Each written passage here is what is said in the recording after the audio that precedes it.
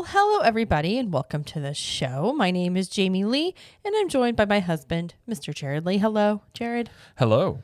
So I have a question for you, but not like a very specific question. It's a very general question. Okay.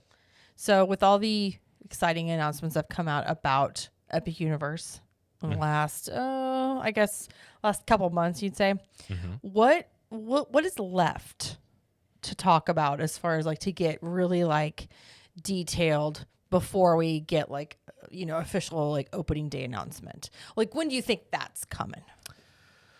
That's a good question. Thank you. In terms of details of what they could do, they're kind of, I think they did the video on the Helios Grand Hotel, which I figured was Which is what we're talking about today. Yeah, which I figured was the last one of those produced videos they would come out with. What they have been doing is they have a Inside Universal podcast that they kind of Discover Universal. Sorry, Discover Universal podcast. Yes. It was very different. They relaunched it with like very much of a very professional setting, like video podcast wise and stuff like that. And they've been having people come on that worked on very specific parts of Epic Universe. Like they've had one about Celestial Park, about Stardust Racers, about Helios. Did they have one? They haven't one at Helios yet. So I think they may do that where they just bring people on to talk more in specifics about that. Because in terms of at this point, what they could announce, I mean, obviously the biggest thing's opening date. When they announce that, I've been expecting it any time. Yeah. I guess it would come down to, we talked about on the show, if it is delayed. Well, that's what makes me scared a little bit, because like the longer it goes without an opening date, that means it's not going to open as soon as we thought. I kind of figured if they were really going to be ready to go, they would have had some sort of announcement around D23. So the longer that they don't announce when it's going to open, I think those rumors that a land or area is behind, because, I mean, they're going to want to have information out definitely before the holidays. So that's really, just from a trip planning standpoint. So that's really the last thing I guess we're really waiting on in terms of, I've been enjoying the podcast episodes. I've been doing kind of like playthroughs on the YouTube channel, just watching it, and they do give some more detail. So I suppose they'll do more of that. They did a Ride Guys video on Stardust Racers as well, and I think there's a two-parter there. So they may just delve into more specific rides to really kind of build the hype up for it. But yeah, I mean, other than just, I guess there is some more details in each land that they could announce more stuff about. Like I know there's more stuff in the Harry Potter area that they didn't announce. So I guess that's it. But for the most part, they've announced most of the stuff, at least teasing-wise. So. Well, in those announcements that we were referring to, two of those things you had already mentioned, the Stardust Racers and Helios Grand Hotel. And those are two things we're actually going to talk about today. Yes. And actually, a lot of the stuff, there were some leaks about Helios months ago, early part of the year. And a lot of them, I think, are true. I don't think they didn't. Again, there's more details they didn't announce with the hotel, but it seems like a lot of that stuff was accurate. But yeah, it was really cool to hear about. Yeah. Along with the other, the Helios and Stardust Racers we're going to talk about, we're also going to talk about our experience at Mythos Restaurant. We finally ate there a couple weeks ago, and we'll tell you all about it. Yes. But first, we have some housekeeping. We just want to mention, first of all, if you don't already subscribe to our YouTube channels, go ahead and do that. We're Cap the Magic and CTM Podcast. So if you don't already subscribe over there, please do watch those videos. They're very cool. And then we also, we have our exclusive Club 32 we want to talk about. Yeah, if you are looking for additional content, you want to contribute to the show, you want to be part of a cool group with meetups and things, you could join Club 32, and that's our private group, much like our own Patreon. We just host it on our own end, and in there we have Cool Kids Kitchen, which is a monthly live stream where we make a dish and live stream it. Usually turns out pretty well. Either way, it's always a good time. We have the Club 32 show, which every Tuesday we hang out and chat with everybody. In Club 32, we have the Clubhouse starting up this month. I'm going to try and get that episode in there before the end of the month of this, where members of Club 32 become part of the show. We have private music loops. We have a private podcast feed. There is a private Facebook group. There is 25% off of CTM apparel and 1901 Candle Company products, meetups, all sorts of things. So if you want to go join there, you can go to ctmvip.com. We have monthly or yearly options, and you can even do a free trial if you want to try it out and see if it's for you. And if you want to do yearly, you get a free t-shirt. So either way, you get something for free. But either way, you can go check that out. If you have any questions, always feel free to reach out to us on socials or email or whatever. Hello@CTM Podcast on there. And so if you want to go and join, again, ctmvip.com is where you go for there. And if you'd like to join, we would love to have you. Thank you. All right, so let's get to what we're talking about today, which the first thing we're going to do is we're going to talk about the Universal Helios Grand Hotel. Now, this is the hotel that, first of all, looks amazing. It is located inside of Epic Universe. And we didn't know, well, at least I didn't know much about it going in, but they did do like a whole reveal video. They do like the swooping videos. What do they call those? The fly through animations. Thank you. Yes, The yes. swooping ones. Yes. They are very swoopy. Yeah, they did that. We have some information about the rooms and restaurants, etc. But yeah, first we're gonna basically say, what do they say about it in general, Jared? So the official description, it says, your place in the sun. Step into a sunlit sanctuary where light and life and laughter abound, rising above the waters of Celestial Park at Universal's Epic Universe. Helios Grand Hotel is a majestic escape where relaxation comes naturally. Beautiful details of celestial patterns and constellation adorn the hotel with a casual, elegant Mediterranean-inspired feel throughout. Okay. This is supposed to be the palace, if you think about it, for like Helios, the god of the sun, basically, is the thinking here. Because Celestial Park is very much in that vibe and thing. So it's basically taking everything that we've seen about Celestial Park and then putting it into the hotel as well. So it's an extension of Celestial Park. So tell me about like the architecture and stuff. So I see a lot of gold. I see a lot of cream colors, the dome on the top, very much like a lot of glass.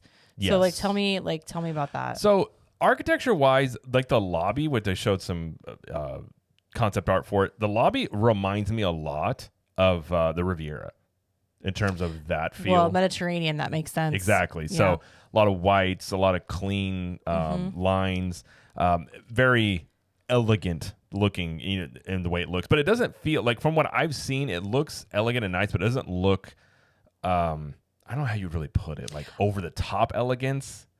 I think it looks very modern Greek.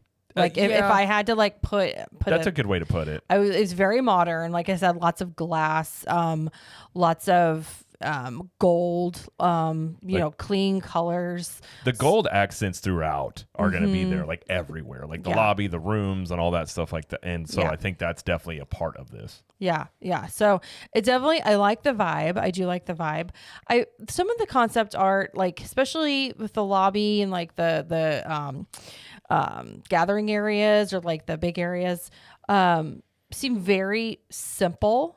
Like there's not a lot to it, which is just fine. But I think that where that's really going to be like extraordinary for this hotel is the views, the access to the park. And one of the main things is that you have your own dedicated entrance from this hotel into Epic Universe, which obviously, right? It's like right there. Right. Well, in the lobby, I mean, they've got, it's very much, if you've been in Riviera, how you can see out the back through open glass and stuff like that. Except for this one, you're going to be able to see directly into Epic Universe. So that and alone is a cool thing. Of as soon as you go into the lobby, you know, you're going to be able to see the park, like through Celestial Park, basically. Exactly. Now, I've heard some people have complaints saying it seems very like meh and very simple. You think that's true? The thing is, when you're looking at concept art, right? I think sometimes with concept art, like we talk about with Disney with concept art, I don't ever really, when Disney releases concept art, I don't typically dig deep into it because it typically changes so much. Yeah. With Universal, they're much more consistent in doing what the concept art shows, but at the same time, I'm imagining it can be really difficult maybe to show a lot of the details that may be there. So I imagine now, it looks good to me. I don't think anything about it looks bad. I think it very much goes with the aesthetic of Celestial Park and what they're doing. I just think a lot of the things that will be details you'll notice may not show through the concept art per se. But obviously the big draw of this hotel is the fact that it's an in-park hotel. And then the other part, they didn't go into this, and I imagine this is true, is that it is going to be, and I had a video, this is what leaked earlier in the year, was what they were looking at this being was like a Disney castle in terms of how it will be for the park, but you can stay in it. So for fireworks shows, like using projections on it and using it as the like center focus of the park. So is it like the park icon? Well, they didn't say that. That is what I still think is up in the air a bit, but I do believe it's supposed to be sort of like the park icon. That's interesting. There's the fountain in front of it, which they still haven't said much about the fountain. Obviously, they're going to have shows, but I do think it's going to operate as sort of like the Cinderella Castle of this park, except for the fact that you can stay in it. Right. And, obviously have access to it and things like that. So there's still a lot of questions about it. I think it looks really good. I think it looks very pretty. I definitely think it's going to be the most expensive hotel on property. Yeah. If I were to guess, some people were debating that, but I don't really think that's really up for debate. I think that's for sure. But in terms of the aesthetic and feel, as of right now, I like it. Obviously, whenever it's open, there's some questions which we'll get into, but what they showed, I thought looked really good. Well, let's talk about the rooms real quick. So there's over 500 like standard 2 queen bed setup rooms. And these will have, regular views, they'll have garden views, and they'll of course have theme park views that will overlook Celestial Park and basically see the whole thing. So I'm guessing those theme park views are going to be in the same realm as like being a very attractive to those that also like the castle views of Contemporary. One would assume, except these would be much closer even than Contemporary. Very close. For that. Very close. They also have 35 suites. So there's King, Presidential, and Hospitality suites. Presidential being the largest. No clue on any of the pricing yet, so I'm sure those are going to be way up there. And they also announced that they have How to Train Your Dragon suites. Those are going to be so cute. I mean, they have the Jurassic Park or Jurassic World suites over in, is it Royal Pacific? I think it is. Yes, I think Sapphire Falls has just a regular kid suites. Hard Rock has the kids suites as well. There's what other? Oh, there's Minions. That's what it is. The Minions kid suites as well. So like they take a lot of their IPs and make them into just suites in certain hotels. So How to Train Your Dragon, these will be very and these cute. look like the dragon houses at the headboards and things like that. So those now I don't know how many there will be specifically of these. Not many. Probably not many. So they'll probably sell out. This is typically the thing with these types is they typically sell out quite a bit. But they look so cute. They do. They show the room like you can see the overhead view of the different rooms and things like that. Now, I will say the standard rooms, they're not huge by any means. They're probably going to be around 300 to 315. I think 350 square feet. 350? Okay, that is bigger than some of the other ones then. Yeah, so they're not massive. But I think that thing, too, is like a lot of these fall in line with, and some people were saying the rooms itself like seem kind of plain. But again, this is concept art, so we'll have to wait and see. The headboards, I know they said, are very much, it almost has like a 90s like floral vibe to it in a way. But again, you have theme park views. Right. Very much in line. These are Lowe's hotels that Universal is partnership with. So they're very much in line with Sapphire Falls looking type room, which I like. But I think this is also more of what they do for hotels now, where instead of going like over the top theming, a lot of it is very much modern, a lot, clean lines, wide. I don't necessarily like that necessarily. I like more, I guess you would say, character in a room. Okay. But this is kind of what most hotels go with nowadays. Yep. Those just little splashes of theming here and there. Yeah. Yep. I think that's basically what's been happening lately.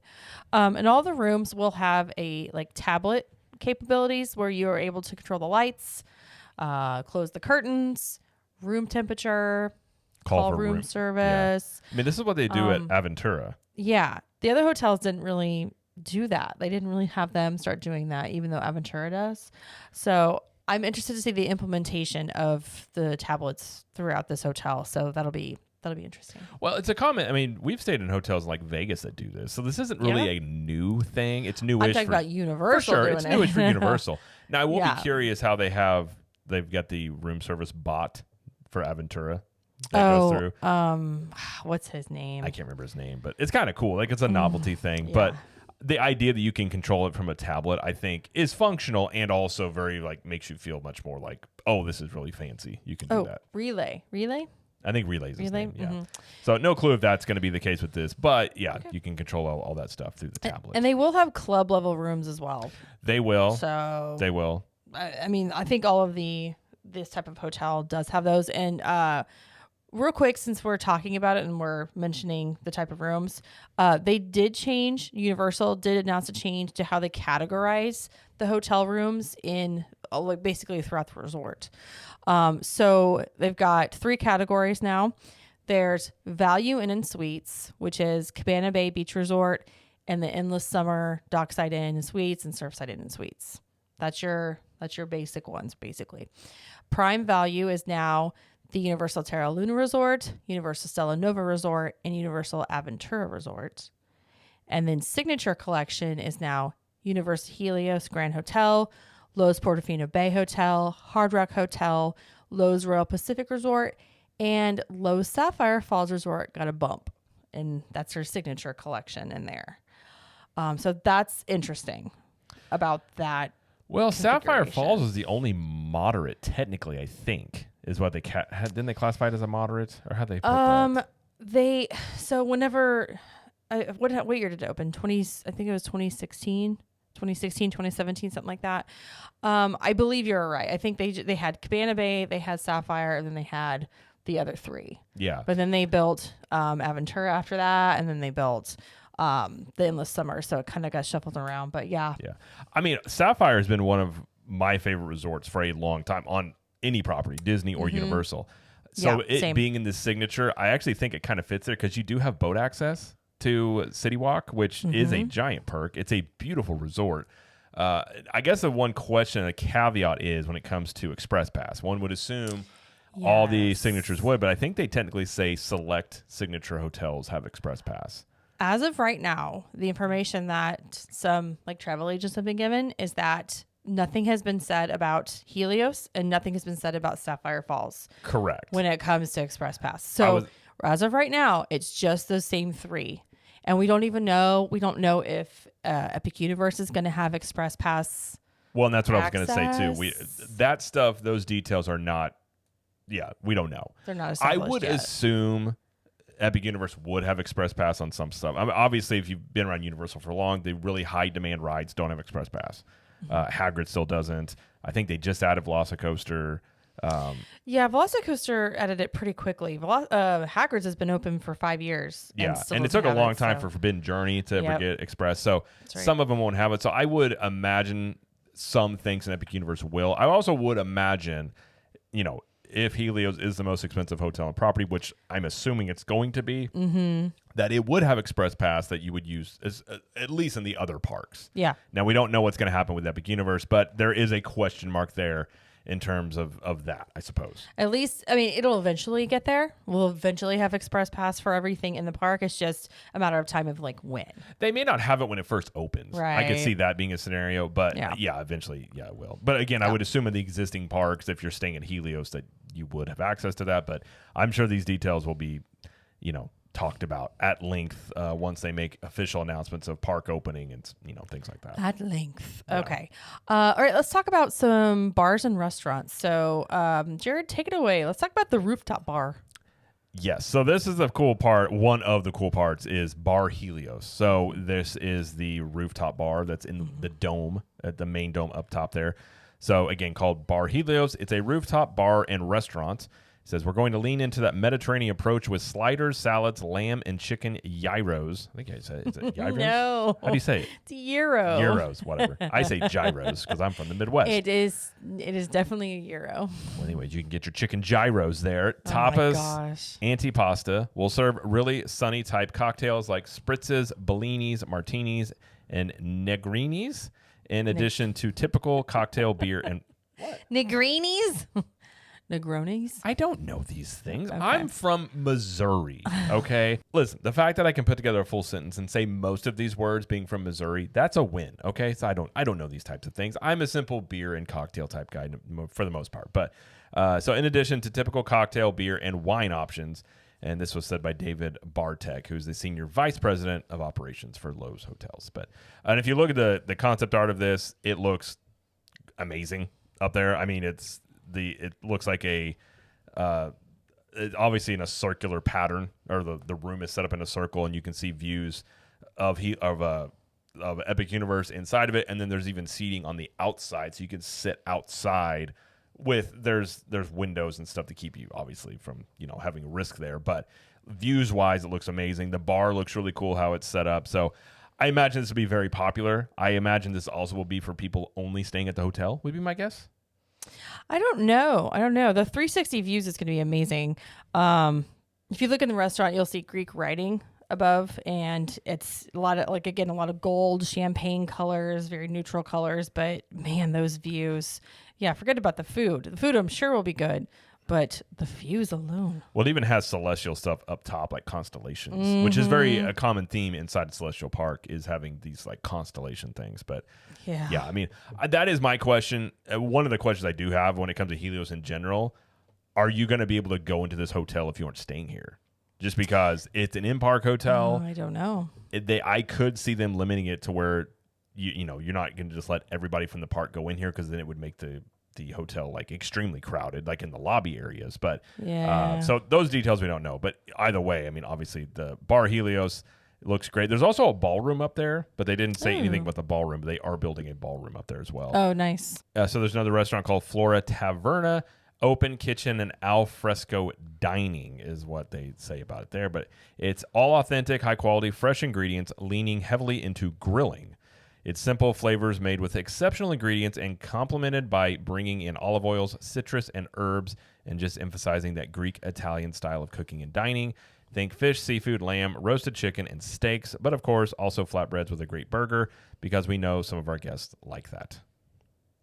I mean, this one looks very much there's like trees on the inside. It's very open. It's got a lot of windows. You know what it looks like? It looks like Summer House at Disney Springs. It does. It looks a lot like that, does. actually. Yeah, it's like got flowers inside. Wicker. There's wicker. A lot of wicker. Is that wicker in those? There's some wicker in there. Yeah, there's some wicker. That's okay, though.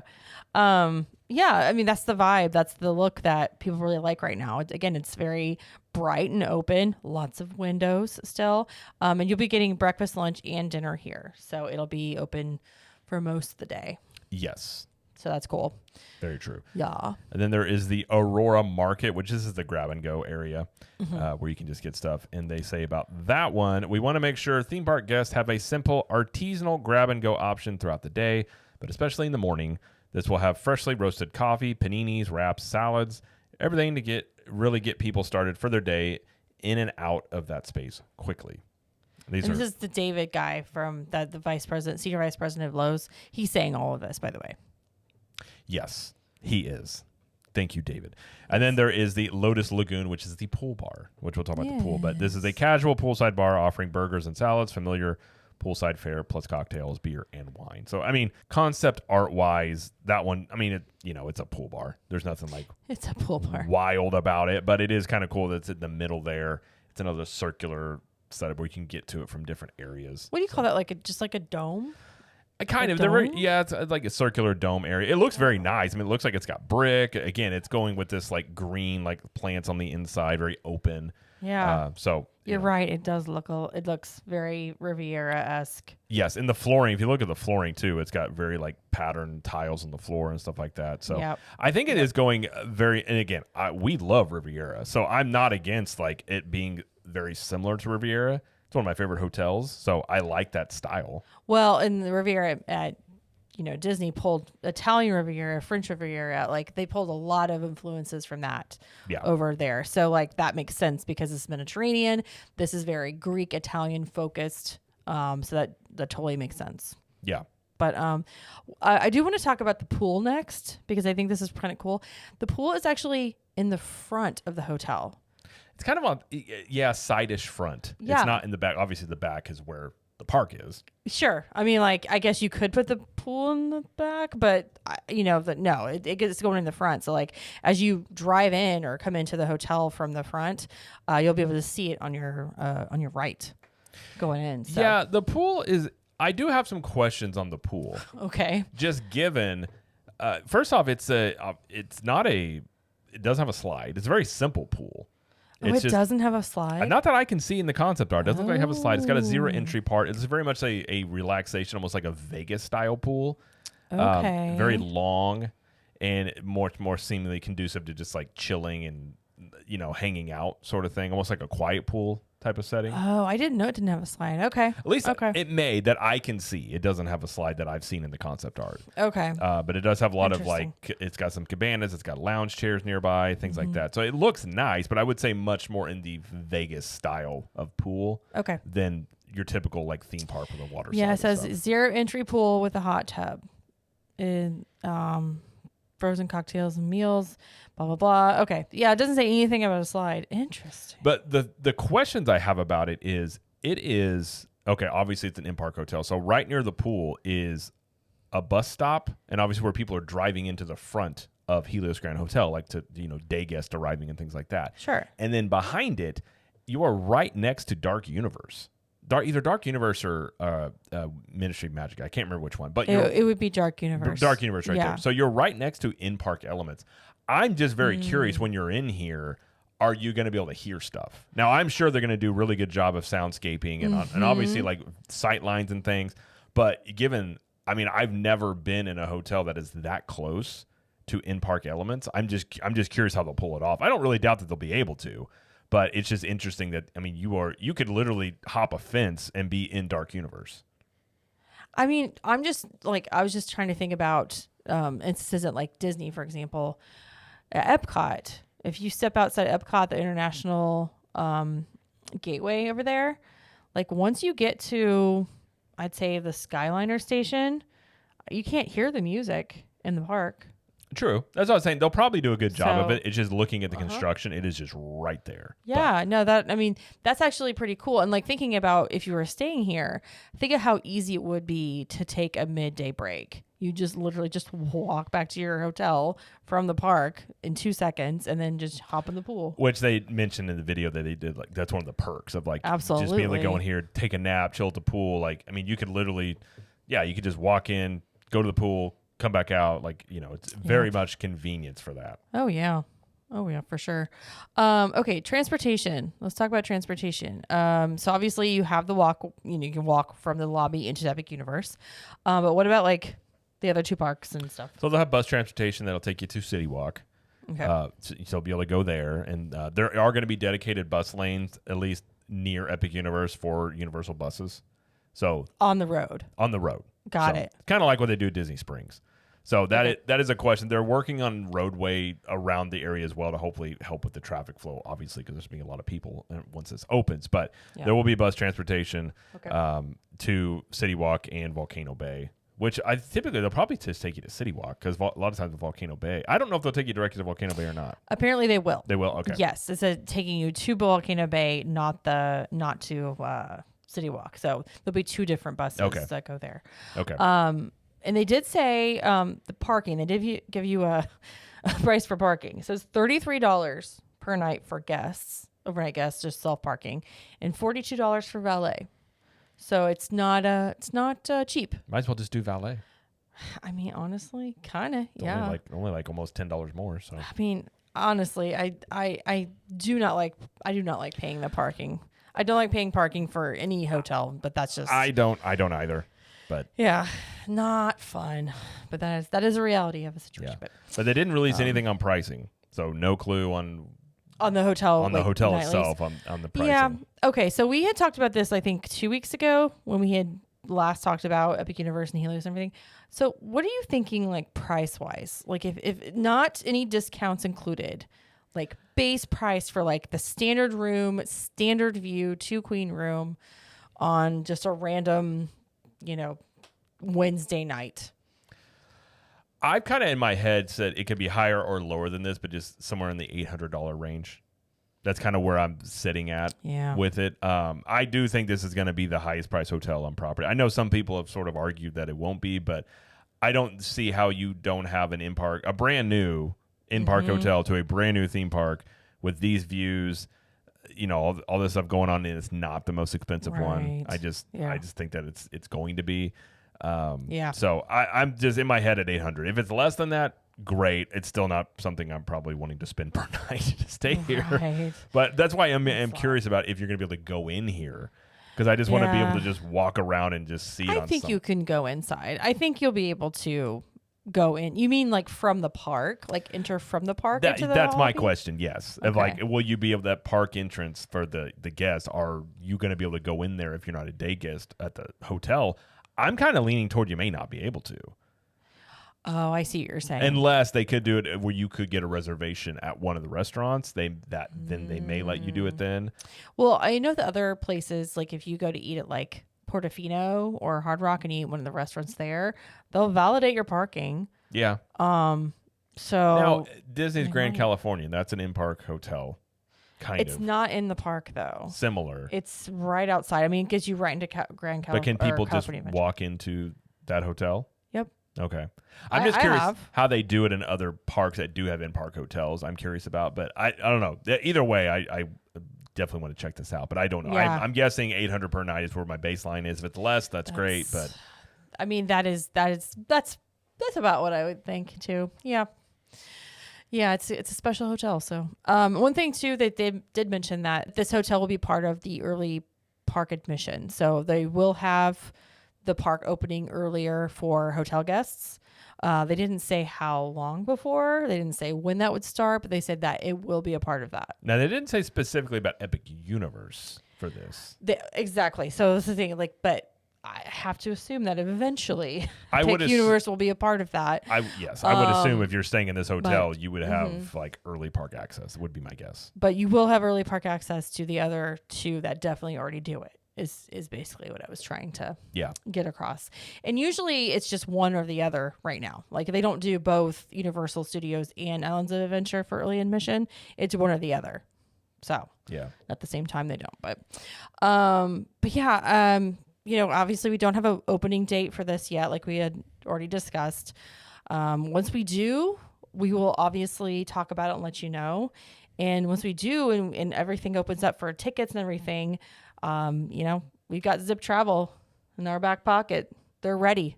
They are ready to book your trips. That is true. They are ready. They've got true. their stuff. But that's vacationwithzip.com. Yeah. So definitely contact them if you want to book something whenever that opens up. So one thing I wanted to add about the potential leak, what I was saying about the castle as being part of the park. The exact quote on the leak of this is, and this is from the article I'm reading about this, says, "This in-park themed hotel is a combination of carefully planned programmatic elements with a unique thematic story that culminates in a lavish extension of story for guests to the park.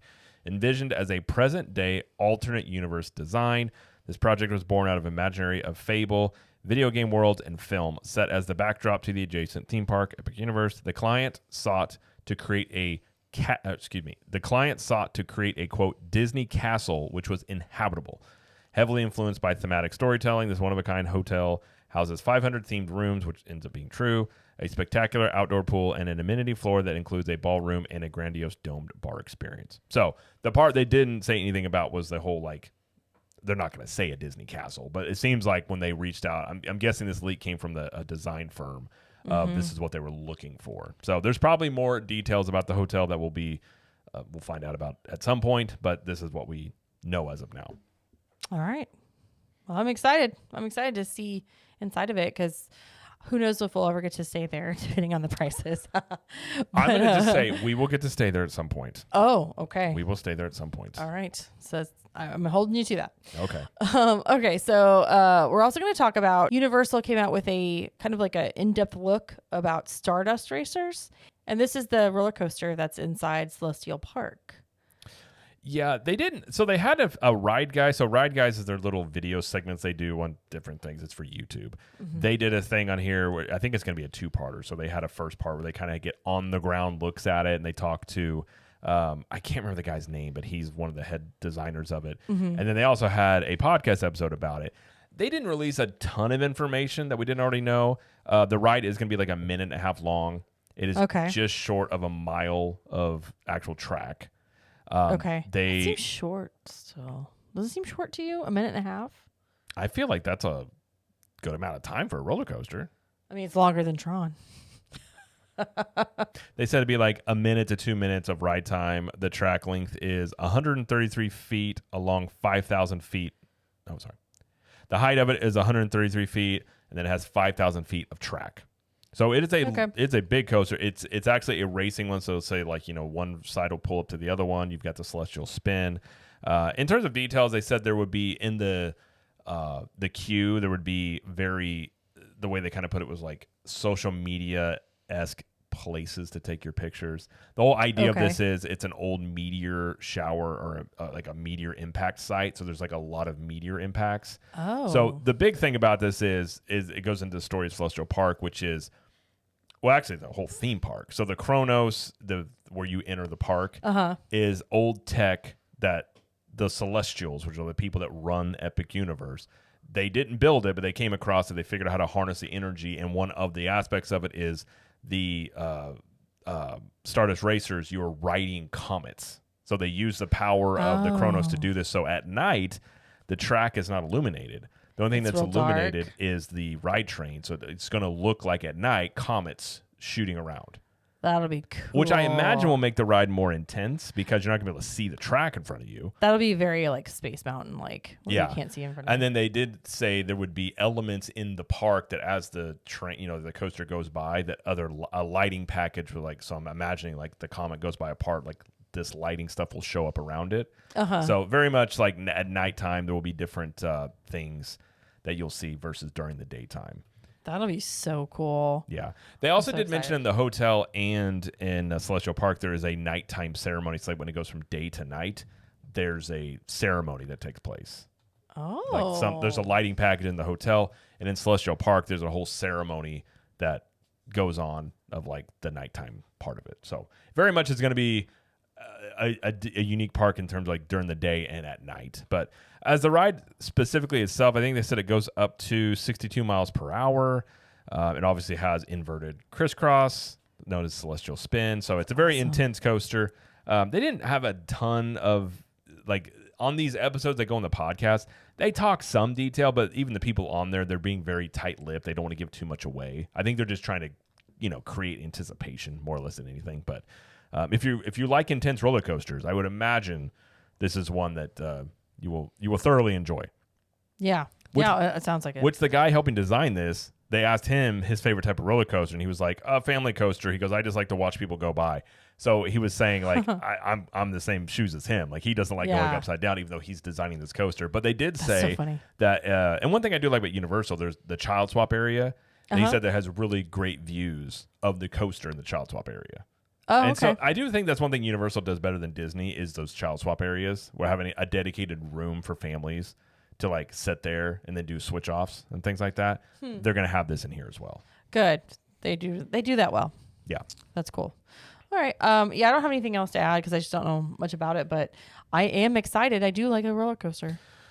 I mean, obviously I'm excited about Epic Universe. I think the whole park at night is just going to look great. Like has a very unique look to it. So yes. I want to be there end day at night to check it out. But that is. Don't you worry. When we actually do get to go, we will stay there all day. We will be there from park open to park close. I promise. Oh, I don't care what you do. I will.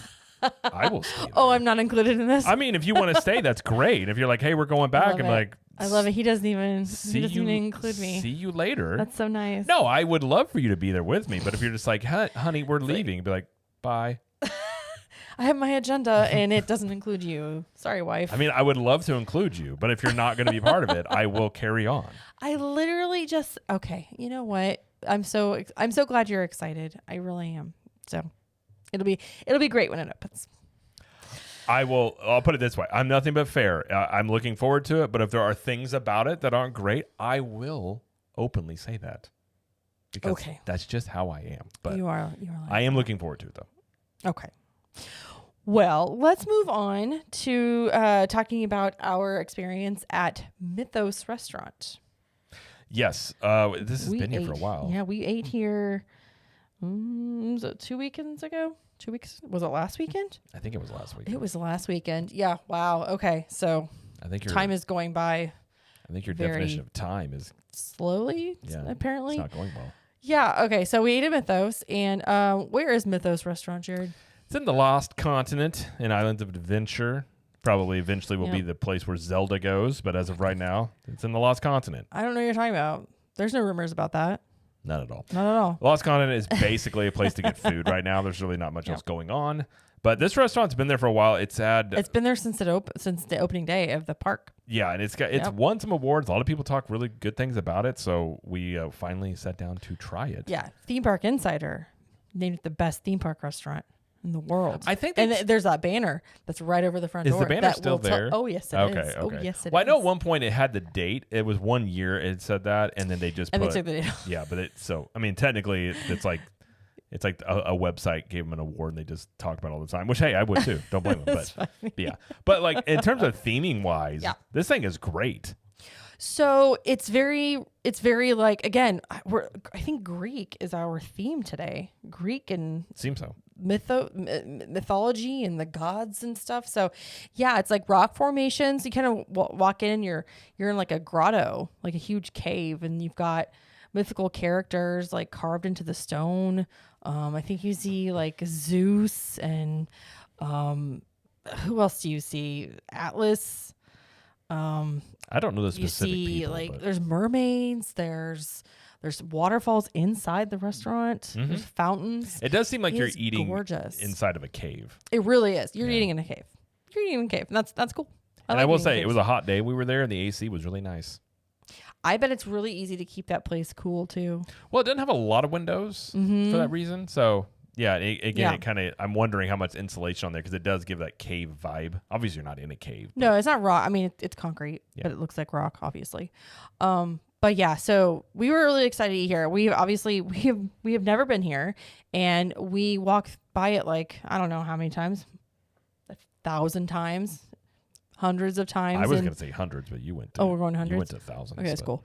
A lot of times, and we're like, we need to try this because it's one of two like actual restaurants that you can sit down and like little serve with a server in Islands of Adventure. The other one being what's the other one? Confisco Grill at the front of the park. And we've eaten there. So we're like, we could even try this. So so what kind of food do they have there, Jared? I mean, the food it's Greek food for the most part. I mean, it's Greek food.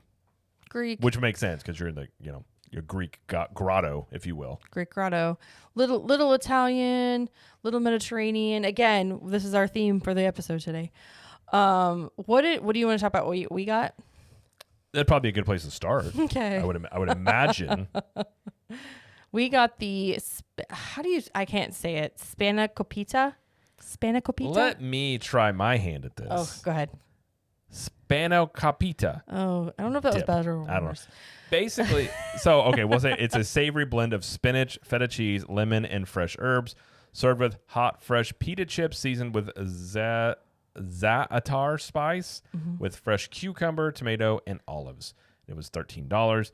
It's very much like a spinach artichoke type dip, kind of. Okay, so there's no artichokes in this, obviously. Oh, that's why I said kind of. And the feta cheese makes it a little bit different consistency, right. But it's the same. But if you're in that ballpark, this is kind of like what's similar if you're trying to think of what this would be like.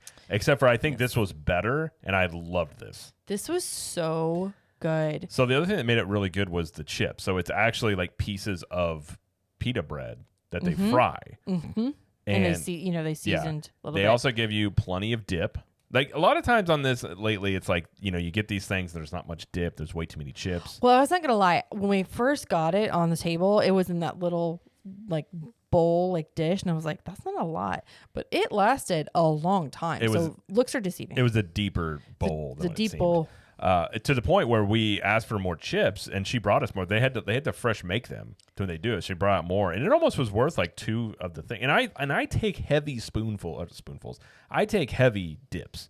I'm a heavy dipper. Yeah, and when we talk about chips, we're talking about pita bread slices that are like as big as like a they're shaped like pizza. It was almost slices. more like pieces of small bread. Yeah, is what it's it not was. really and chips, it was but really good. Very good. Very good. I highly recommend this one. I would get this. It was so good. I didn't think it had cucumber. I'm not a big fan of lemon. When we first heard about it, I was like, okay, but it was amazing. Yeah, it was so good. And then the second thing we got because we got two appetizers. We also got the semolina crusted calamari, which is tender calamari flash fried and served with smoked paprika, aioli, and charred lemon. That was $16. What did you think of this one? It was good. I really like calamari. It was good. I wouldn't say it's the best calamari I've ever had. Correct. But I agree. The sauce with it was good. It was like an aioli type thing, which I liked a lot. It was good. It was good, but I think the dip was much better. Yeah, for sure. I mean, like I think we ate all of the calamari, didn't we? I ate everything. Yeah, but yeah, I'm not saying it wasn't bad. It just, I mean, I think in terms of at Universal, Mamadella's at Portofino, I think the calamari there was better. Okay. Because that's like an Italian restaurant, which calamari, weirdly enough, is like an Italian thing for the most part, usually. Calamari. But yeah, it was good, but I had better, but still very, very good. Yeah, so we decided to do 2 starters, and then we were just going to share a main entree because we had that Passover night later that night. We were going to eat some more. But so we got those 2 starters, and then we decided to get the Mythos Signature Lamb Burger. And this is hand-packed ground lamb, grilled onion, shredded lettuce, fresh tomato, feta olive aioli served with french fries. And this is $22. And they gave it to us medium. I'm going to let Jared talk about this burger. Okay, so on the show, I talk many times about burgers. I'm a very simple man. I like burgers, and meat. So burgers have become a thing. I feel like I'm harsh but fair when it comes to burgers. Mm-hmm. And lately, across theme parks, the burger quality has been lacking. It depends on where you go, but yes. I will say in general, it has not held up, especially since, I would say, pre-COVID times. Like Grand Floridian Cafe, I think we mentioned, they got rid of the thermometer burger. COVID happened. A lot of places went, we no longer are interested in making good burgers for whatever reason. This lamb burger was delicious. I loved it. I wanted more. Mm-hmm. I actually put this as my second favorite theme park burger. That's saying a lot.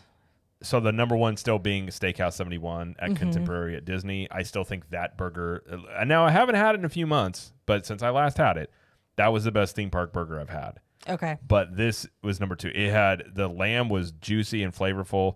None of it was charred or burnt. None of it was dry. The sauce on it was really good. The bun was good. I mean, a lot of times with burgers too, like the buns I can kind of make or break it in my opinion, but I think the bun was solid. I liked it. Now, I'd say the weakest part of the entire meal were just the French fries, and the French fries were just basic French fries. Yeah, they were like theme park French fries. There was nothing wrong with them. Yeah. But this lamb burger, I want to go back here to have this all by myself and not split with you. Listen, I love you. Thanks. I will share my life with you, and I will, I'm devoted to you wholeheartedly, but I don't want to share my food with you if I don't have to. So I would like to get my own. He ate about 3/4 of this burger, and that was okay because he really liked it. And I was like, you know what? That's fine. I'll eat the calamari. I'll eat the dip. I was happy because everything was That's really right. You good. did take more of the calamari. And Yeah. But yeah, so we wanted to get something with lamb in it because I almost got the lamb meatballs in the starters, but I was like, oh, let's just get the burger and we can get, we can also get something else with the starters. But yeah, that's what we had. We didn't have any special drinks or anything. We just had water.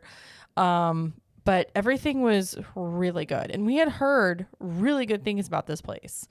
Service was good too. Our waitress was good. She was really nice. I mean, they have other things like spinach and garlic ravioli. They have roasted chicken. They have a couscous bowl. They have risotto. They have lamb loin, pork chops, salmon, pad thai. I mean, they have a variety of things. It's just that we want to do something with lamb or like gyro meat or something like Greek. You mean gyros? Not gyros. Please stop saying gyros. I like gyro meat. My sister worked at a Greek restaurant when she was like 16, and people would come in and say gyro all the time. It drove her nuts. Don't spell it with a G. It's gyro. Don't have silent letters and words. It's not, okay. That's all like, right. my name is Jared. How do you spell that? K-J. Like, why'd you put the K in there? Okay. But anyway. Listen, you've never been more right and more wrong at the same time. You hush it. You hush it. Very good. I would like to go back here and try other things, but I would be totally happy going back having that dip and that burger. Yeah. And I was very impressed. This is by far, when it comes to Universal, we've talked about many times, their food, for the most part, still lacks, let's say, when you compare it to Disney on some level. Now, the newer stuff has been very good, but this is one of the better theme park restaurants out of either property. I think it's good. I think it's very, good. very good. So I do hope whenever whatever happens, wink, wink, with, this area of the park, that this restaurant is left alone. I think it might be. I think they may just slightly retheme it, but it's too good to get rid of. And whoever it has amazing views, because like we were sitting inside, but they have big windows, and we could see all the way across to Captain America's diner over in Superhero Island, and like they're seating outside. Like it's great. I mean, whoever runs this place, Universal needs to just get them and like figure out what they're doing and apply it to all the other ones, because it's great. I thoroughly enjoyed it. Yeah. I would go back here, and you get being AP is nice because I think we got 10% off. 10%. Yep. So which and the prices for theme park sit down restaurants aren't bad. I mean, really. Yeah. I mean, the ravioli was $25. The chicken was $29. Some stuff's a bit more expensive, but again, like the burger we had again, $22 for a burger is kind of wild, but that's kind of where you go for theme parks. So, I mean, I think the pricing was pretty fair. If you got an AP, get the discount, and it's really good. I mean, literally no complaints except for the fries. That's it. That's all it is. And I wouldn't put that as a complaint. They're just basic. Like, they weren't bad. They're just like, there's no difference in these fries versus if you went to a quick service and got fries. That's really the only downside I would say to it. Yeah. But they have a kids menu. They have dessert menu. They have a whole beer and wine menu as well. But yeah, that's just what we had. So yeah, definitely we'll go back there. Would you give it a 9 out of 10? I mean, yeah. I mean, again, that burger, it easily is like probably the number 2 now. Like, it's that good. Yeah. And even if the lobster thermidor burger, how do you even say that? Lobster the thermidor. The thermometer. That they used to have at Grand Floridian Cafe used to be one of my favorite burgers. This one is better than that one, even when it was good. Dang. So, it's that good of a burger. That's saying something. All right. Well, that's it. That's all we're going to talk about for the episode today, unless you have anything you want to mention that concerns Helios or Stardust or Mythos, or you just want to talk about Greek something. Were you in a fraternity in college? I was not. We're going to go that route. I was not. I don't think I have any Greek heritage. Okay. I do feel a kinship with Zeus sometimes. I'm pretty sure I have some Greek or something in me. You have Greek. Yeah. For sure. My mom was adopted, and we don't know much about her birth father. And based on the shape of my nose and my complexion, my hair, it kind of lends itself to being a little bit Greek or Italian or something. It's safe to say you got some Greek. Something in there. Yeah. So. I myself do not. But okay.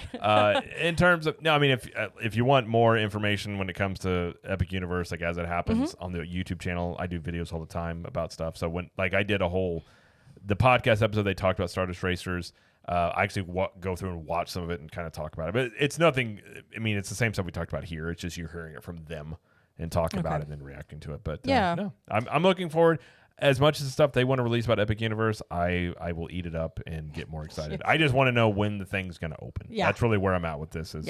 I want those details, and hopefully we get that soon. Because again, as the longer this goes on without an opening date, I do start thinking that those rumors that a land is behind is true.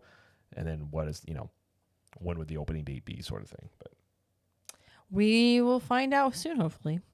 But yeah, that's it for the show. We do want to mention again, go visit us over at ctmvip.com if you want to sign up for Club 32. We're on YouTube, CTM Podcast, and Cap the Magic over there. Please subscribe to those channels. We're also on Thursdays. We have our Disney centered podcast where we talk about some news and a topic, and that's on, like I said, once a week on Thursdays. I have Trip Tales, which I'll have a new one come out next Monday. I know I said for like a month I was going to have 2 in August. That was in fact a lie. This is going to be 2 in September because I had to get it pushed a little bit farther. So I apologize. It was not a lie. It just, it was a lie. Things happened. It was a lie. Things changed. You didn't intend to lie. I did not intend to lie. You go, You're right. I definitely had planned it earlier, but it didn't work out, and that's okay. So that'll be next Monday. I'll have a new episode on Trip Tales, and if you want to be a guest, go to ctmtriptales.com and fill out the information, and I will get back to you if your trip is something I would like to hear more about. What else? I think that's it, right? Check out the shirts, ctmapparelco.com. We're going to have a bunch of Halloween shirts. be released, and then obviously some Christmas ones as that time of year is quickly coming upon us, apparently. Yes, we will get Christmas shirts out probably by mid-October because people start traveling for November and stuff. So, and we'll also have some new candle scents over at 1901candleco.com. Some of the seasonal fall ones, which are a lot of people's favorites. So there's quite a few of those that will be re-released as well. And then, if you listen to us on audio podcasts, just subscribe wherever you listen to us at, with Apple, Spotify, wherever. Just subscribe and leave us a review, and we would greatly appreciate that. And socials, Facebook, Twitter, Instagram, TikTok. We're Cap the Magic everywhere except for TikTok. We're Capture the Magic. So follow us over there. Yes. All right. Well, thank you, everybody, for listening or watching. And thank you, Jared, for providing your expertise about this Epic Universe park that we're going to be getting soon. You're welcome. And thank you. And you're welcome. Wow. And as I always like to say, we'll see you in the parks. Bye.